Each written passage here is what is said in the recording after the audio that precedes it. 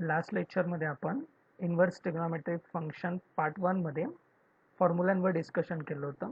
आज आपण काही मोस्ट टाइम्पिक क्वेश्चन्स बघणार आहेत की जे इन्व्हर्स ट्रिग्नोमेट्रिक फंक्शन या टॉपिकवर विचारले जातात. ठीक आहे, त्याच्या अगोदर आपण थोडं फॉर्म्युले बघून घेऊ की लास्ट लेक्चरला आपण हे 6 फॉर्म्युले बघितले होते. याच्यामध्ये तुम्ही लेफ्ट हँड साईडचे जर 3 फॉर्म्युले लक्षात ठेवले तर तुम्हाला राईट हँड साईडचे लक्षात ठेवायला इझी जाईल. यांच्यामध्ये फक्त साईनचा फरक आहे, प्लसचं मायनस करावं लागतं. ऑलरेडी आपण हे लास्ट लेक्चरमध्ये डिस्कस केलं होतं. सो नेक्स्ट आता आपल्याला हेच फॉर्म्युले फक्त कंपोजिट फंक्शनसाठी बघायचे आहे. सो आपण पहिल्या व्हिडिओमध्ये पण बघितलं होतं what is mean by composite function when x replace bye F of x. म्हणजे साइन इन्व्हर्समध्ये हा जो एक्स आहे हा जर एफ ऑफ एक्सने रिप्लेस झाला की तो कंपोजिट फॉर्म होतो. एफ ऑफ एक्स म्हणजे एनी अदर फंक्शन.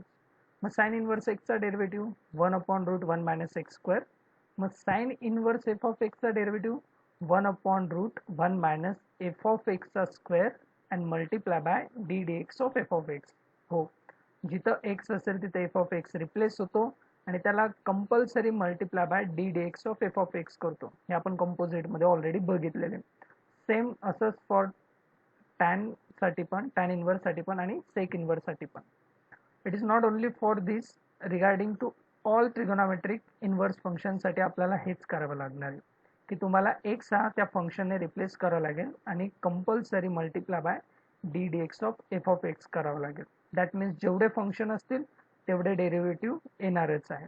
ठीक आहे, सो आपण क्वेश्चन बघू म्हणजे आपल्याला हे फॉर्म्युले व्यवस्थित लक्षात येतील. अजून हे बघा, tan inverse log x. I already told you की एक्स रिप्लेस बाय फंक्शन. आता इथं कुठला फंक्शन आहे? Log x. हा एफ ऑफ एक्स झाला. मग बघा, y is equal to tan inverse log x differentiate with respect to x. हे बघा, अगोदर फॉर्म्युला बघा, आपल्याला फॉर्म्युला यूज करायचा आहे. तुम्ही सुद्धा असा बाजूला जर फॉर्म्युला लिहिला अगोदर तर तुम्हाला आन्सर लिहायला सिम्पल जाईल, म्हणून फॉर्म्युले लिहा. हे बघा, टॅन इन्व्हर्स एफ ऑफ एक्सचा डेरिव्हेटिव्ह 1/एफ ऑफ एक्सचा square D d x of F of x. आता तुम्हाला या एफ ऑफ एक्सच्या जागी फक्त काय लिहायचं आहे रे? Log x. नाही बघा, 1/1 प्लस लॉग एक्सचा square D d x of log x. आता नेक्स्ट स्टेपला फक्त लॉगचा डेरिव्हेटिव्ह 1/एक्स आणि हा फ्रॅक्शन जसा तसा, आणि लास्ट स्टेपला दोघांचं फक्त मल्टिप्लिकेशन. That's all. सो 2 मार्क्ससाठी हा क्वेश्चन विचारला जातो आणि विचारला गेलेल्या बऱ्याच वेळा ह्या टाईपमध्ये क्वेश्चन. सो फक्त तुम्हाला हाफ पेज मध्ये तुम्हाला 2 मार्क्स मिळतील जर तुम्हाला प्रोसिजर आणि फॉर्म्युला माहिती असेल तर. ओके, वर म्हणून क्वेश्चन बघू आपण. सॉरी, तुम्हाला ह्या टाईपमध्ये जर अजून थोडं व्हरायटी पाहिजे असेल तर या प्रॉपर्टीज यूज कराव्या लागतात. हे बघा, प्रॉपर्टी ऑलरेडी ह्या प्रॉपर्टी 11वी मध्ये झालेल्या आहेत. हे बघा, साइन इन्व्हर्स आणि साइन, जर कुठल्याही ट्रिगोनॉमेट्रिक फंक्शनचं इन्व्हर्स आणि तो फंक्शन जर सोबत असेल तर दोन्ही कॅन्सल होतात आणि आन्सर फक्त अँगल, इथं जो पण थिटा वगैरे असेल ते आन्सर येतं. Sine inverse sine cancel, answer theta. किंवा sine sine inverse cancel, answer x. म्हणजे इन्व्हर्स आणि साइन हे दोन्ही जर सोबत असतील तर ते कॅन्सल होतात. आणि हे सर्व फंक्शनसाठी, कुठलाही फंक्शन असेल, look here, cot inverse cot theta is equal to theta, किंवा cosec inverse x is equal to x. So inverse आणि तो फंक्शन सोबत असेल तर ते कॅन्सल होतात. आणि सेकंड प्रॉपर्टी, तुम्हाला साइन इन्व्हर्सला कोसेक इन्व्हर्स कन्वर्ट करायचं असेल तर साइन इन्व्हर्स सोबत जो पण व्हेरिएबल असतो त्याचा रेसिप्रोकल लिहा. म्हणजे एक्सचं रेसिप्रोकल 1/एक्स. किंवा हे बघा, कॉस इन्व्हर्सला सेक इन्व्हर्स कन्वर्ट करायचं असेल, हे बघा, हा एक्सला रेसिप्रोकल लिहिला. किंवा सेक इन्व्हर्सला कॉस लिहायचं असेल, हा जो ब्रॅकेटमध्ये जो पण व्हेरिएबल असेल त्याला रेसिप्रोकल लिहा. Then we convert sec inverse to cos. आणि हे प्रत्येक फंक्शनसाठी असतं. लक्षात येते ह्या प्रॉपर्टी आपल्याला यूज होणार आहे. हे बघा, क्वेश्चन, कॉट इन्व्हर्स कॉट आणि हा अँगल किंवा हा ब्रॅकेट आपण कन्सिडर करू, थिटा किंवा एक्स. ठीक आहे, बघा, क्वेश्चनला वाय कन्सिडर केला, we use this property. Cot inverse cot theta is equal to theta. मग आपला थिटा काय रे? हा पूर्ण bracket. So what next step? Cot inverse cot will be cancel, y is equal to e raise to x raise to 2. आता याचं काय झालं रे? E raise to 2x. कसं झालं? हे बघा, ही property, index rule, a raise to m raise to n, दोन पॉवर जर असेल तर त्यांचं मल्टिप्लिकेशन होतं. बस इथं सेम तसंच झालं. So y is equal to e raise to 2x. तुम्हाला सांगायचं असं आहे की क्वेश्चन कसा होता रे, कॉट इनवर्स कॉट आणि हा फंक्शन त्याला आपण किती सिंपल फॉर्ममध्ये कन्वर्ट केला, y is equal to e raise to 2x. याचा डेरिव्हेटिव्ह करणं किती सिंपल आहे रे ॲज कम्पॅरेटिव्हली क्वेश्चन. सो प्रॉपर्टीचं तेच यूज असतं की आपला क्वेश्चन सिंपल फॉर्ममध्ये कन्वर्ट करतो. ठीक आहे. आता E raise to 2x derivative माहिती आहे आपल्याला, e raise to 2x, e raise to फंक्शनचा derivative e raise to function आणि फंक्शनला परत डेरिव्हेटिव्ह लागतो, म्हणून e raise to 2x derivative e raise to 2x आणि 2x ला परत डी डी एक्स.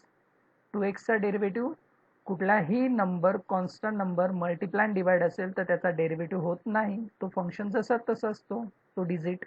डेरिव्हेटिव्ह कुणाचा झाला, एक्सचा, किती 1. So 2 multiply by 1 2. So final answer is 2 e raise to 2x. ठीक आहे. हा पण क्वेश्चन 2 किंवा 3 मार्क्ससाठी विचारला जातो. अजून एक क्वेश्चन बघू. हे बघा, कोसेक इनवर्स 1 अपॉन कॉस. आता मी या कोसेकला साइन मध्ये कन्वर्ट करेल. हे बघा, cosec inverse 1 upon x is equal to sine inverse x. हा जो ब्रॅकेट असतो याचं रेसिप्रोकल करावं लागतं. मग बघा, या कोसेक इनवर्सचं साइन इनवर्स होताना या 1 अपॉन कॉसचं रेसिप्रोकल काय होऊन जाईल, कॉस. मग बघा, sine inverse cos 5 raise to x. आता बाहेर साइन इनवर्स आहे, मग मध्ये पण आपल्याला काय पाहिजे, साइनच पाहिजे, पण मध्ये कॉस दिलाय. So we use allied angle to convert this cos in terms of sine. We use cos theta is equal to sine pi by 2 minus theta, आणि तर थिटा काय आहे, 5 raise to x. Again sin inverse sin cancel, answer will be pi by 2 minus pi raised to x. We take a derivative, pi by 2 is a constant, therefore derivative is 0, and 5 raised to x, for that function we use this formula, a raised to x is equal to a raised to x log a, therefore 5 raised to x log 5. Look this, and our final answer is minus 5 raised to x log 5. So we use this property here. This property helps to convert the question in simple form. Okay, I hope you should be understand. Next, आता आपल्याला काही standard formulas बघायचे. बघा, हे काही फॉर्म्युले inverse मध्ये use होतात. Tan inverse x plus tan inverse y plus आणि tan inverse x minus tan inverse y, addition आणि सबस्ट्रॅक्शनसाठी. लेफ्ट हँड साईडला 2 टॅन आहे, राईट हँड साईडला एकच टॅन इनवर्स येतो. आता बघा याचं लॉजिक बघा, इकडे जर ॲडिशन असेल न्यूमरेटरला एक्स प्लस वाय होतो, इकडे सबस्ट्रॅक्शन असेल न्यूमरेटरला पण सबस्ट्रॅक्शन एक्स मायनस वाय होतो. न्यूमरेटरला ॲडिशन असेल डिनॉमिनेटरला सबस्ट्रॅक्शन येतं, न्यूमरेटरला सबस्ट्रॅक्शन असेल डिनॉमिनेटरला ॲडिशन. असे काही लॉजिक असतं, त्याच्याने क्वेश्चन फॉर्म्युले लक्षात ठेवायला सोपं जातं. आता क्वेश्चन राईट हँड साईड फॉर्ममध्ये येतो, ह्या फॉर्ममध्ये क्वेश्चन येतो, आपल्याला ह्या फॉर्ममध्ये कन्वर्ट करून सॉल्व्ह करावं लागतं. ठीक आहे. हे बघा, क्वेश्चन बघून, टॅन इनवर्स 1 मायनस टॅन आणि 1 प्लस टॅन.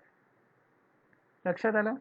सो आता मी इथं काय करेल ते बघा, क्वेश्चन इथं आता हा मायनसचाच फॉर्म्युला यूज होईल. असं कशावरून, कारण न्यूमरेटरला सबस्ट्रॅक्शन आहे, न्यूमरेटरला सबस्ट्रॅक्शन म्हणून सबस्ट्रॅक्शनचा फॉर्म्युला. आता बघा मी कसं कन्वर्ट करतो. क्वेश्चनला ऑब्झर्व करा, 1 मायनस टॅन 1 प्लस टॅन. मी काय लिहिलं, 1 minus tan 1 plus 1 multiply by tan.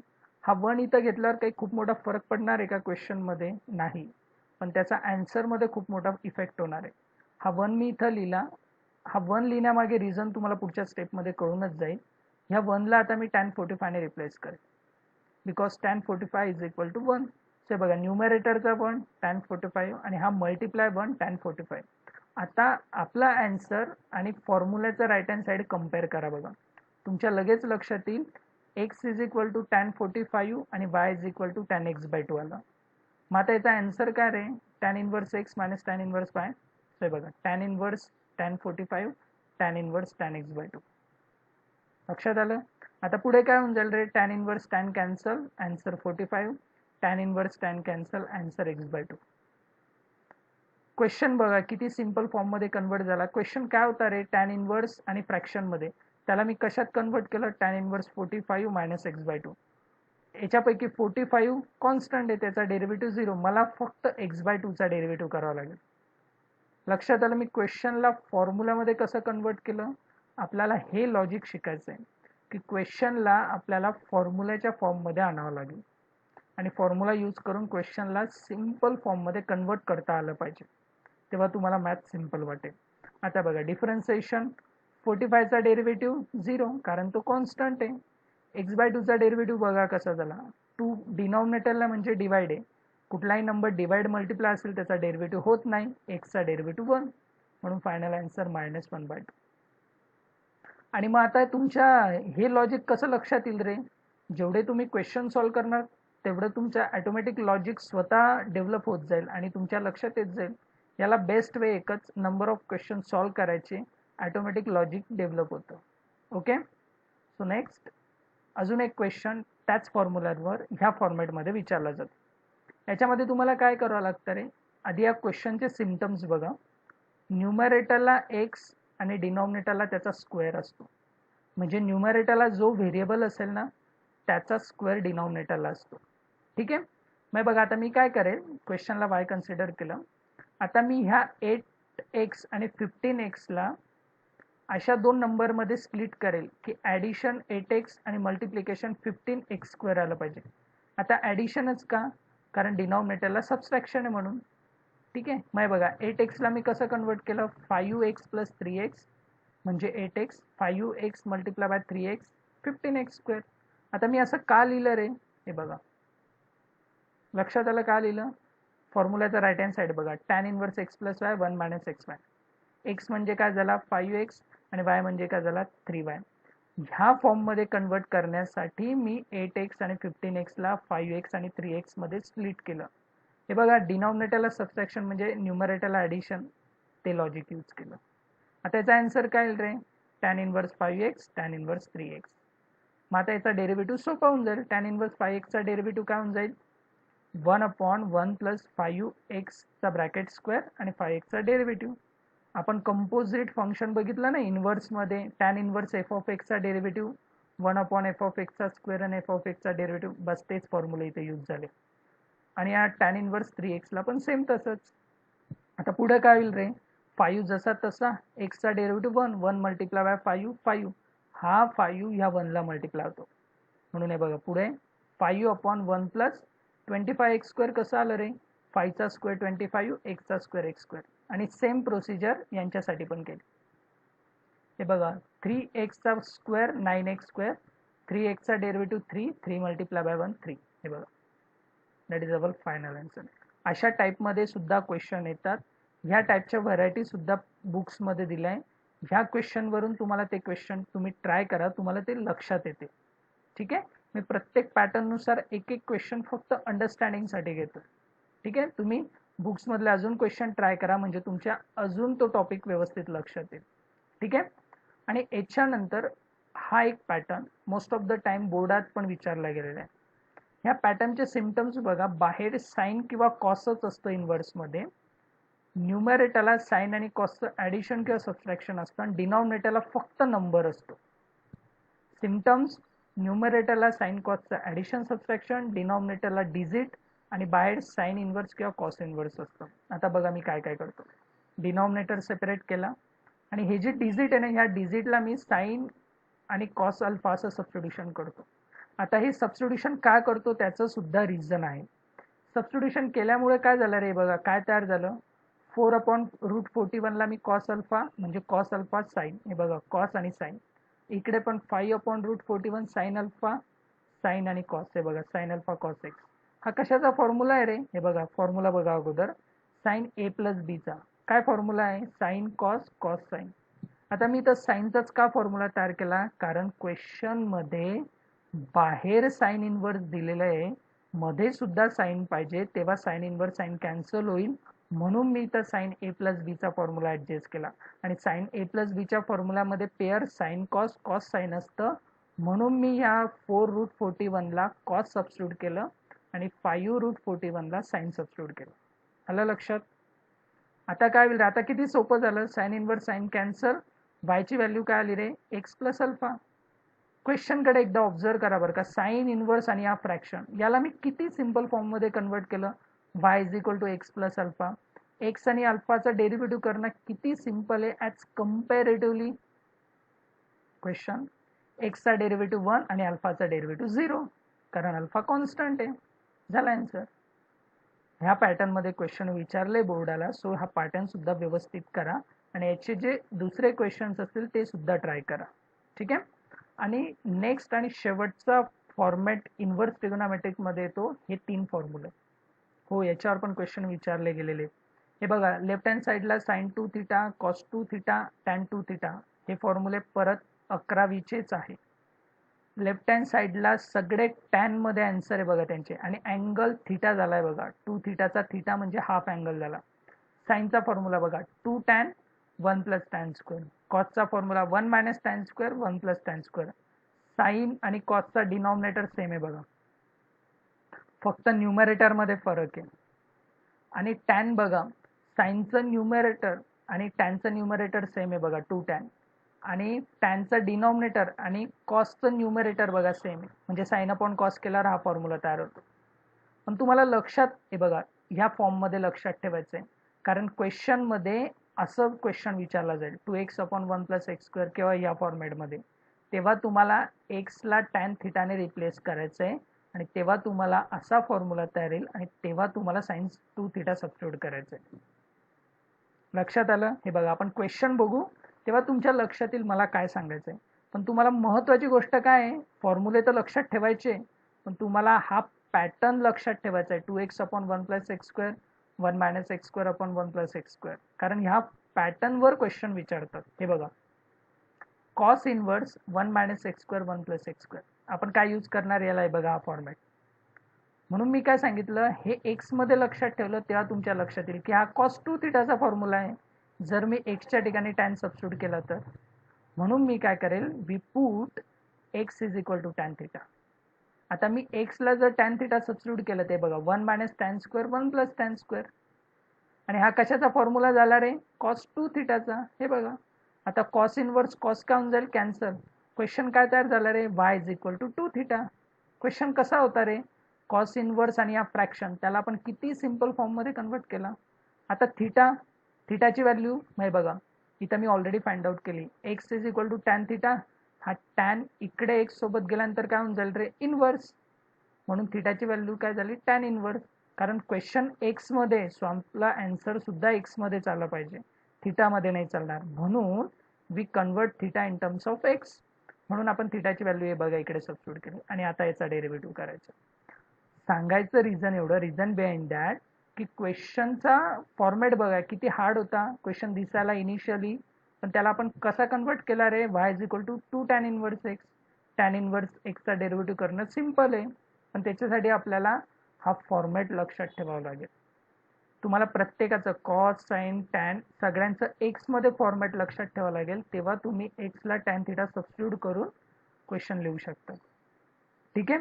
आता याचा डेरिव्हेटिव्ह बघा, टॅन इनवर्सचा derivative 1 upon 1 plus x square माहिती तुम्हाला, आणि तो 2 मल्टिप्लाय झाला.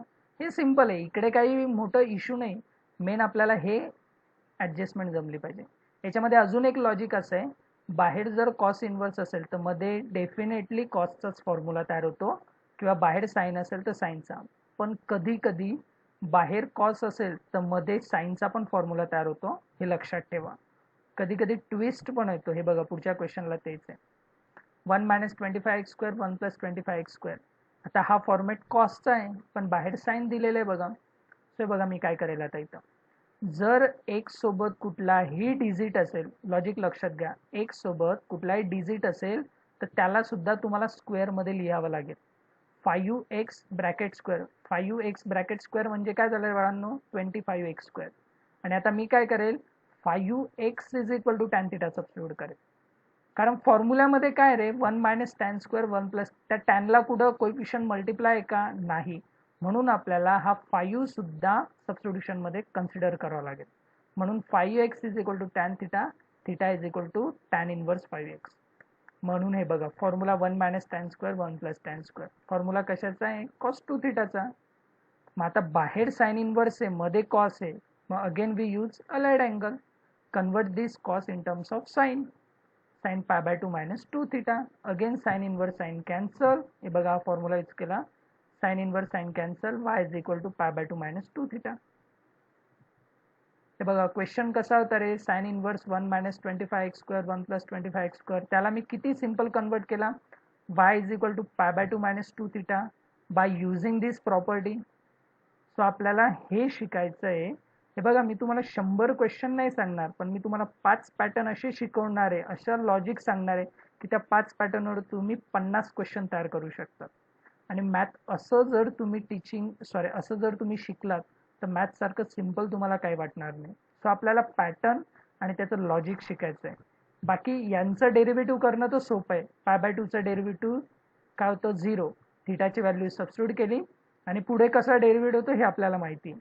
पण इथं काय लॉजिक आणि कसं मी यूज केलं हे आपल्याला आज शिकायचं आहे. ओके, हे लक्षात ठेवा. एक्स स्क्वेअर सोबत कुठलाही नंबर असेल त्याला स्क्वेअर मध्ये लिहा आणि त्याला सबस्टिट्यूशन मध्ये कन्सिडर करा. ओके, आता इकडे डेरिव्हेटिव्ह बघा. π/2चा डेरिव्हेटिव्ह 0. हा 2 कॉन्स्टंट मल्टिप्लायला होता म्हणून बाहेर.